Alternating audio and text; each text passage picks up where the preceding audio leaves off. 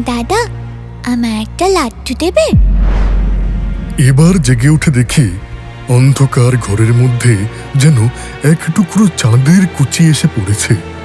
ঠিক মোমে গড়া পুতুলের মতো একটি কুচি ছেলে আমার বিছানা থেকে একটি লাল রঙের লাড্ডু নিয়ে মেঝের উপরে বসে খেলা করছে। ঝাঁকড়া ঝাঁকড়া কোঁকড়ানো চুল, টানা টানা দুটি বড় বড় চোখ, ঠিক যেন আমার সেই ভাইটি, যে ভাই আমার মারা গেছে, যাকে আমি ভারী ভালোবাসতাম, যে মারা যেতে আমি লুকিয়ে লুকিয়ে খুব কেঁদেছিলাম।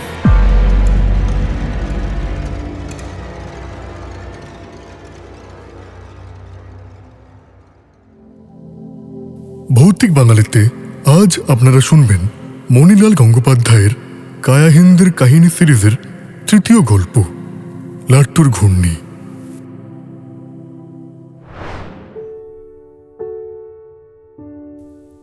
এ আমার আরো ছেলেবেলাকার গল্প। আমার দাদার ভারী লাট্টুর শখ ছিল। তিনি যেখানে যা পয়সা পেতেন তাই দিয়ে লাট্টু লেত্তি কিনে কিনে জমাতেন। এমনি করে করে ছোট বড় কত রকম আকারের এবং লাল নীল প্রভৃতি কত রকম রঙের কত যে লাট্টু তার ভাণ্ডারে জমা হয়েছিল তার ইয়ত্তা নেই। সেই সব লাট্টু নিয়ে মাটিতে একটা প্রকাণ্ড গোল দাগ কেটে তার মধ্যে একটার পর একটা লাট্টু ঘুরিয়ে তিনি যখন ফেলতেন, তখন মনে হতো যেন দেখতে দেখতে মাটির বুকের উপরে একখানি ছোট্ট মরশুমি ফুলের ক্ষেত বিচিত্র রঙের ঝলমলানি নিয়ে গজিয়ে উঠল। লাট্টুর সেই শোভা এখনো যেন আমার চোখে লেগে আছে। দাদার মতন তেমন তোর লাট্টু ঘোরাতে এ পর্যন্ত আমি আর কাউকে দেখলাম না। আমার চোখে তিনি ছিলেন লাট্টু খেলার ওস্তাদ শিল্পী। দাদাকে দেখে দেখে আমারও লাট্টু ঘোরাবার খুব ইচ্ছে হতো, কিন্তু উপায় ছিল না।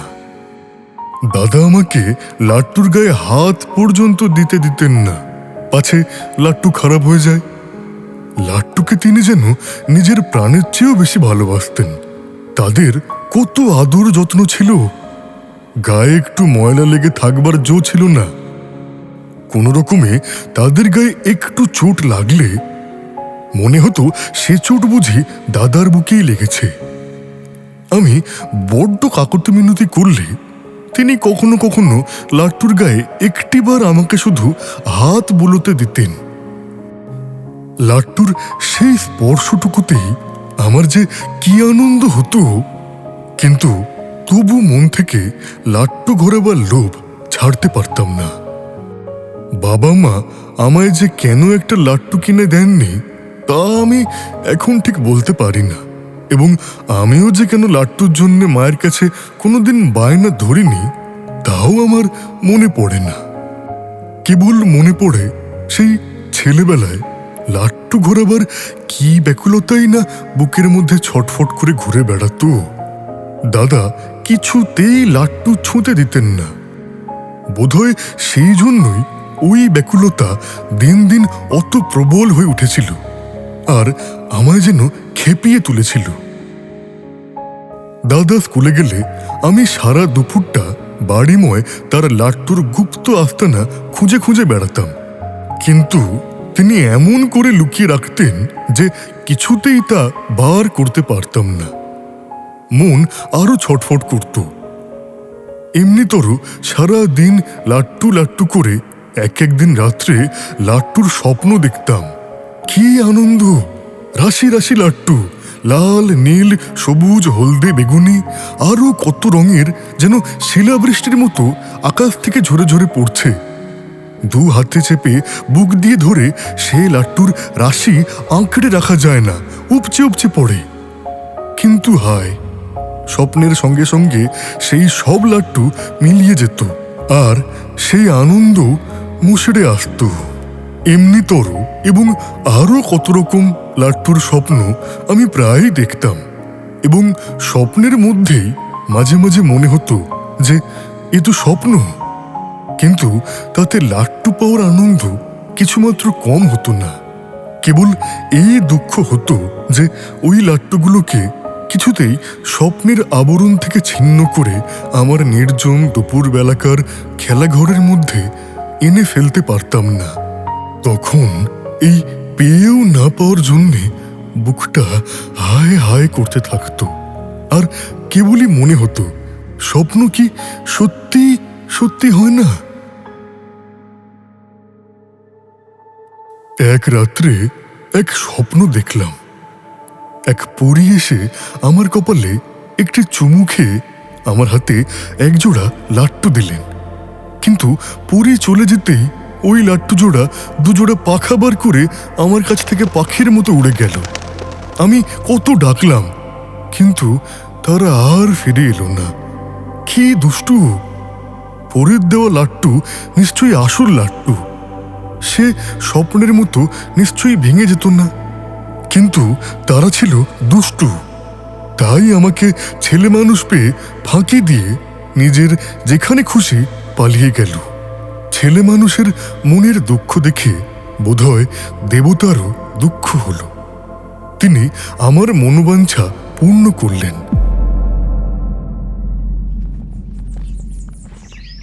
একদিন দুপুরে দাদার পড়বার ঘরে ঢুকে আমি দাদার নতুন পাওয়া প্রাইজ বইয়ের ছবি দেখছি।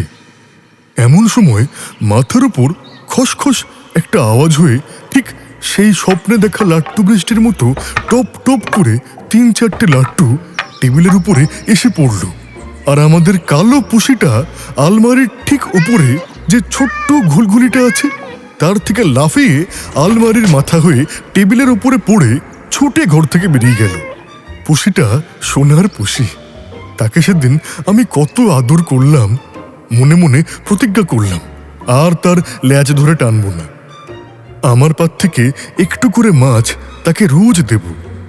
যে লাট্টুর সন্ধান আমি এতদিন এত কষ্ট করেও পাইনি, এই পুষি সেই সন্ধান এক মুহূর্তে দিয়ে গেল। আমি টেবিলের উপর দাদার বসবার টুলটা চাপিয়ে সেই ঘুলঘুলের নাগাল পেলাম। নাগাল তো পেলাম না, যেন হাতে স্বর্গ পেলাম।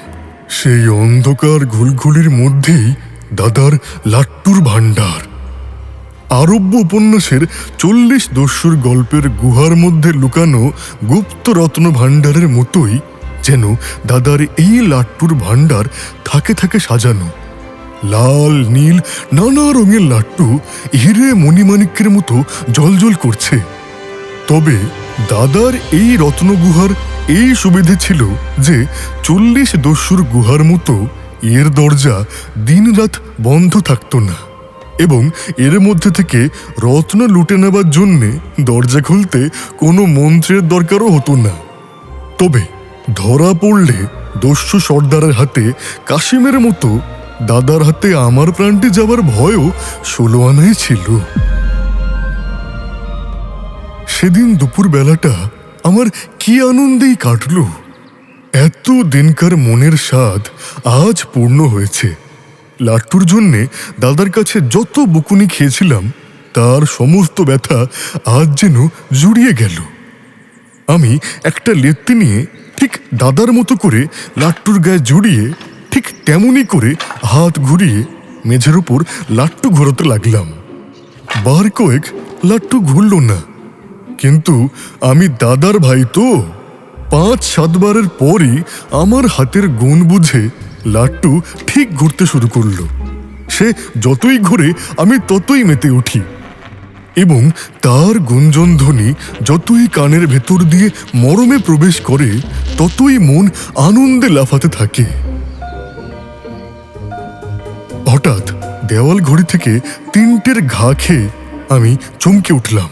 তাড়াতাড়ি লাট্টুগুলোর গা থেকে ধুলো ময়লা মুছে সেগুলোকে সেই ঘুলঘুলির মধ্যে লুকিয়ে রেখে দাদার পড়বার ঘর থেকে পিঠ টান দিলাম। দাদার যে এইবার স্কুল থেকে আসবার সময় হয়েছে। এরপর থেকে আমার আর লাট্টুর দুঃখ রইল না। এক ছুটির দিন ছাড়া রোজ দুপুরে দাদার পড়বার ঘরে আমি মনের সাধে লাট্টু ঘোরাতাম। কিন্তু দুঃখ এটা হতো যে একলব্যের মতো এই নির্জন সাধনায় আমি লাট্টু ঘোরানোতে যে কত বড় ওস্তাদ হয়ে উঠেছি তা দাদাকে দেখাতে পারলাম না। আমার লাট্টু ঘোরানো দেখে দাদা যে কতখানি চমকে উঠবে তা মনে মনে কল্পনা করেই আমি আনন্দ পেতাম। কিন্তু চিরদিন সমান যায় না। গ্রীষ্মের ছুটি এসে পড়ল। দাদার স্কুল যাওয়া বন্ধ, আমার লাট্টু ঘোরানো বন্ধ। মনের মধ্যে আবার তেমনি ছটফটানি শুরু হলো। দাদার কাছে লাট্টু চেয়ে আবার তেমনি বকুনি খেতে লাগলাম। আবার তেমনি ঘুমের ঘোরে আবোল তাবোল লাট্টুর স্বপ্ন দেখতে আরম্ভ করলাম। যখন এমনি করে লাট্টুর শোকে মনের দুঃখে দিন কাটছে, তখন একদিন মামার বাড়ি থেকে বিয়ের নিমন্ত্রণ এলো। ছোট মামার বিয়ে। সেদিন আমার পেটের অসুখ। মা কেবল দাদাকে নিয়েই সকালবেলায় নিমন্ত্রণে গেলেন। আমি ভুখাই চাকরের কাছে পড়ে রইলাম। নিমন্ত্রণ যেতে পেলাম না বলে সেদিন আমার একটুও দুঃখ হলো না, বরং লাট্টু ঘোরাবার এই মহা সুযোগ পেয়ে মনটা আনন্দে নৃত্য করতে লাগল। মা আর দাদা চলে যেতেই আমি সেই ঘুলঘুলি থেকে এক গাদা লাট্টু বার করে এনে মনের সাথে ঘোরাতে শুরু করে দিলাম। আজ আর ভয় নেই। সারা দিন তো নয়ই, রাত্রেও দাদা আজ বাড়ি ফিরবেন না। ফিরতে ফিরতে সেই কাল বিকেল। কি আনন্দ, কি আনন্দ! আমি সারাদিন লাট্টু ঘুরিয়ে সেদিন আর লাট্টুগুলোকে ঘুলঘুলিতে তুললাম না। শোবার সময় বিছানার চারিদিকে সেগুলোকে সাজিয়ে রেখে তার মধ্যেই শুয়ে পড়লাম। এপাশে ফিরি লাট্টু, ওপাশে ফিরি লাট্টু। মাথার শিওরে লাট্টু, পায়ের তলায় লাট্টু। কি মজা! লাট্টুর কথা ভাবতে ভাবতে কখন আমি ঘুমিয়ে পড়েছি জানি না। হঠাৎ ঘুমের ঘোরে একবার মনে হলো, চোরে যদি লাট্টু চুরি করে নিয়ে যায়! কি সর্বনাশ! আমি ধড়মড় করে উঠে বসবার চেষ্টা করলাম লাট্টুগুলোকে লুকিয়ে রাখবার জন্যে, কিন্তু পারলাম না কিছুতেই। গা একেবারে এলিয়ে রইল। তারপর আবার কখন ঘুমিয়ে পড়লাম জানি না। এবার জেগে উঠে দেখি অন্ধকার ঘরের মধ্যে যেন এক টুকরো চাঁদের কুচি এসে পড়েছে। ঠিক মোমিয়ে গড়া পুতুলের মতো একটি কুচি ছেলে আমার বিছানা থেকে একটি লাল রঙের লাট্টু নিয়ে মেঝের উপরে বসে খেলা করছে। ঝাঁকড়া ঝাঁকড়া কুঁকড়ানো চুল, টানা টানা দুটি বড় বড় চোখ, ঠিক যেন আমার সেই ভাইটি, যে ভাই আমার মারা গেছে, যাকে আমি ভারী ভালোবাসতাম, যে মারা যেতে আমি লুকিয়ে লুকিয়ে খুব কেঁদেছিলাম। বুঝলাম ছেলেটি লাট্টু চুরি করতে এসেছে, কিন্তু সত্যি বলছি তাকে চোর বলতে আমার ইচ্ছে হলো না। অমন সুন্দর ছেলে কখনো চোর হয়? ও যে আমার ছোট ভাইটি।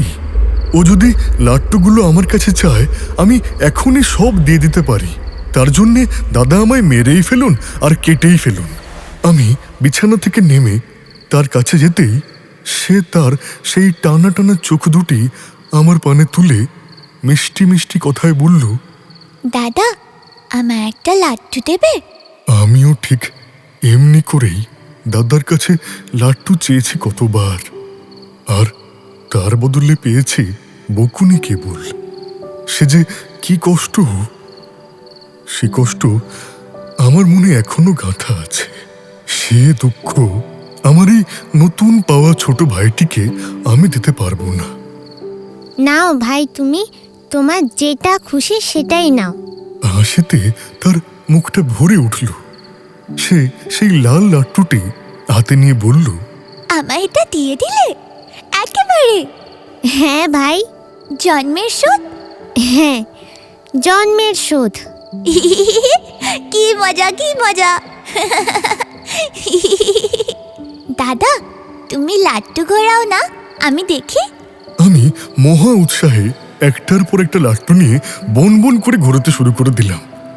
নানা রঙের লাট্টু রাত্রির অন্ধকারের ওপর বিচিত্র রং ছড়িয়ে কালো রাত্রিটাকে যেন রঙিন করে তুলতে লাগলো।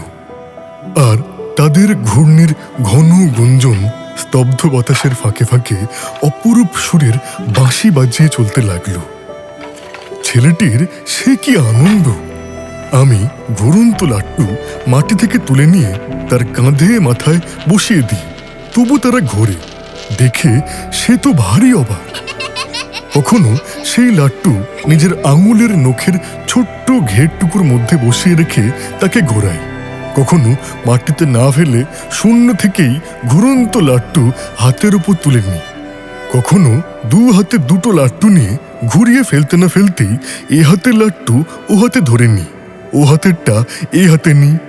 এমন করে যত কসরত তাকে দেখাই, ততই সে আনন্দে হাততালি দিয়ে ওঠে আর আমায় বাহবা দেয়। তার এই বাহবাতে আমি মেতে উঠতে লাগলাম। যত কিছু বিদ্যে দাদার দেখা দেখি আয়ত্ত করেছিলাম, একবার নয় ৫-১০ বার করে তাকে সব দেখাতে লাগলাম। তারও যেন দেখে আর স্বাদ মিটছিল না। যতই দেখে ততই তার আনন্দ, ততই তার বিস্ময়।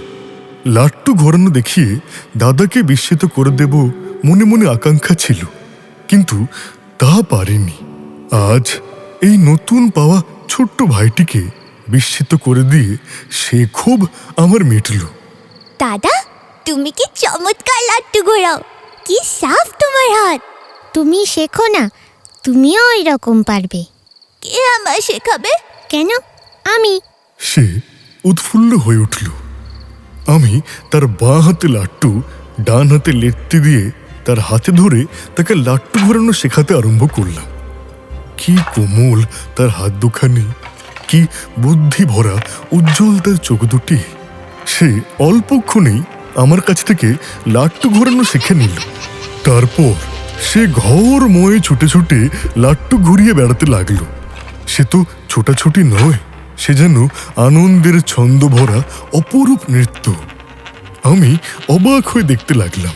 দেখতে দেখতে ছেলেটি যেন লাট্টু খেলার ভেলকি শুরু করে দিল। সে এমনই লাট্টু ঘোরাতে লাগলো যে কখনো ৫-৭টা লাট্টু মিলে যেন একটি ফুলের তোড়ার মতো গড়ে উঠল, কখনো যেন বিভিন্ন রঙে গাঁথা একগাছি ফুলের মালা হয়ে গেল, কখনো তারা এঁকে বেঁকে চলা নদীর স্রোতের মতো বয়ে গেল, কখনো যেন তারা সমস্বরে গিয়ে উঠল, কখনো বা হেলে দুলে নানা ভঙ্গিতে নৃত্য করতে লাগলো। আরও কত কি হলো আমি বলতে পারি না। আমি নির্বাক হয়ে সেই অদ্ভুত কাণ্ড দেখতে লাগলাম। এ কি জাদুকর না মায়াবী? চোখের সামনে নানা আকারে নানা ভঙ্গিতে ক্রমাগত লাট্টু ঘোরা দেখতে দেখতে আমার মাথার ভেতর যেন একটা ঘূর্ণি জেগে উঠতে লাগলো। মনে হতে লাগলো যেন রাত্রি ঘুরছে, রাত্রির অন্ধকার ঘুরছে, আকাশ ঘুরছে, তারা নক্ষত্র তারাও ঘুরছে সেই লাট্টুর সঙ্গে সঙ্গে। তারই তালে তালে সে কি মহা ঘূর্ণি! মাথা ঠিক রাখা যায় না, পা ঠিক রাখা যায় না। মনে হলো যেন আমি ঘুরতে ঘুরতে ঠিকরে বিছানার উপর গিয়ে পড়লাম। পরদিন দাদা নিমন্ত্রণ থেকে ফিরে বাড়িতে এক কুরুক্ষেত্র কাণ্ড বাঁধিয়ে বসলেন। তার একটা লাল লাট্টু খোয়া গেছে। কে নিয়েছে তাই নিয়ে মহা হইচই। আমি চুপ। আমি যে সেই লাট্টুটি গতরাত্রে আমার সেই ছোট ভাইটিকে দিয়ে দিয়েছি সে কথা আর সাহস করে দাদাকে বলতে পারলাম না। কিন্তু ধরা পড়ে গেলাম। কুঞ্জদাসী দাদাকে বলে দিল যে কাল সে আমাকে লাট্টু নিয়ে খেলতে দেখেছে। দাদা আর কোনো কথা নয়, একেবারে ধাঁ করে এসে সজোরে একটি চড় আমার গালে কষিয়ে দিলেন। আমি সেই চড় খেয়ে ঘুরে পড়লাম। জ্ঞান হলো কতক্ষণ পরে জানি না।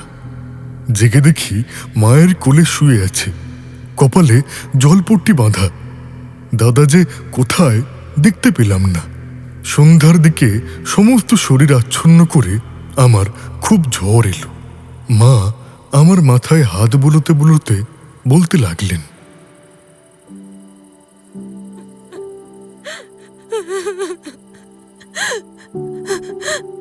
বাবা, তুমি ভালো হয়ে ওঠো, সুস্থ হয়ে ওঠো।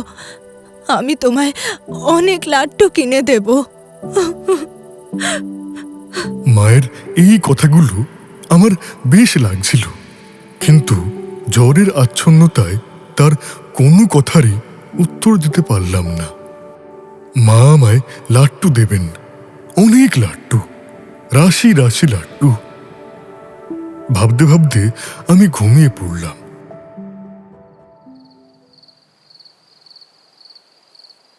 কতক্ষণ ঘুমিয়েছিলাম ঠিক জানি না। ঘুম ভেঙে দেখি আমার সেই কালকের ছোট ভাইটি ঘরে এসেছে, কিন্তু আজ তার মুখখানি মলিন। কান্নার ভারে চোখ দুটি যেন বুজে আসছে। আমি বলতে গেলাম, ভাই তোমার কি হয়েছে? কিন্তু কোনো কথা বলতে পারলাম না। সর্বাঙ্গ জ্বরে এমনই ঝিমিয়েছিল। সে আস্তে আস্তে এসে আমার শিয়রের কাছে দাঁড়ালো। মা পাশেই শুয়েছিলেন। তাকে ইশারা করে কতবার ডাকার চেষ্টা করলাম। ওমা, মা, মা, মা গো, মা দেখো কে এসেছে। কিন্তু তিনি যেমন ঘুমিয়েছিলেন তেমনই ঘুমিয়ে রইলেন। আমার তো গলার আওয়াজই বার হয়নি। কেমন করে তার ঘুম ভাঙবে? ছেলেটি তার সেই ননির মতো নরম হাত দিয়ে অতি আস্তে আস্তে আমার গালটি বুলিয়ে বুলিয়ে দেখতে লাগলো, যে গালে দাদা সজোরে এক চড় কষিয়েছিলেন। হাত বুলোতে বুলোতে তার চোখ দিয়ে জল গড়িয়ে পড়ল। আহারে, এমন করে মেরেছে! আহা, আমার জন্যই তোমার মারলো। না জানি তোমার কত লেগেছে। কি মিষ্টি তার স্পর্শ, কি মিষ্টি তার গলার স্বর। আমার ভারী ভালো লাগছিল তার সেই হাত বুলানো, তার সেই মিষ্টি কথা শুনতে। কত কথা তাকে বলবার ইচ্ছে হচ্ছিল, কিন্তু কিছুই বলতে পারলাম না। টুপ করে আবার এক ফোঁটা চোখের জল আমার গায়ে পড়ল। কাঁদো কেন ভাই? সে শুনতে পেল না। সে মনে করল আমি বুঝি ঘুমিয়ে আছি, কিন্তু আমি যে জেগে সে কথাও তাকে বোঝাতে পারলাম না। শুধু এইটুকু বুঝলাম, নিজের ভাই না হলে দাদাকে এমন তোর ভালোবাসে কে? সে আমার মাথায় হাত বোলাতে লাগলো। আমি আবার ঘুমিয়ে পড়লাম।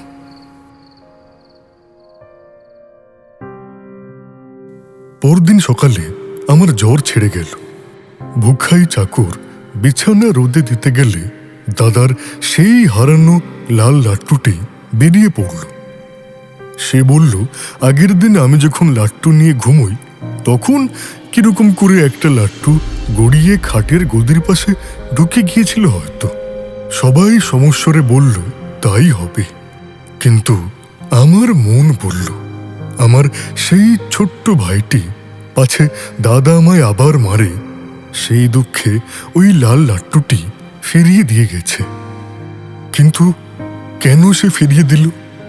দাদা না হয় মেরেছে, কিন্তু আমি তো সেজন্য একটুও দুঃখ করিনি। আমার সেই ছোট ভাইটির ওপর কোনো অভিমান করিনি। তবে কেন সে লাট্টু ফিরিয়ে দিয়ে গেল? সে কি জানে না কত আদর করে ওই লাট্টুটি আমি তাকে দিয়েছিলাম? সে ফিরিয়ে দিতে আমার কত দুঃখ হয়েছে। আমি যদি জানতাম সে লাট্টুটা ফিরিয়ে দিতে এসেছে, আমি কখনো তাকে ফেরাতে দিতাম না। হাতে ধরে তাকে সেটা আবার ফিরিয়ে দিতাম। অসুখ সারবার পর মা আমায় অনেক রকমের অনেক লাট্টু কিনে দিয়েছিলেন। সেসব লাট্টু আমি খুব যত্নের সঙ্গে তুলে রেখেছিলাম। যেদিন আবার আমার সেই ছোট্ট ভাইটি আসবে তাকে সবগুলো দিয়ে দেব। কিন্তু সে আর কোনোদিনও আসেনি।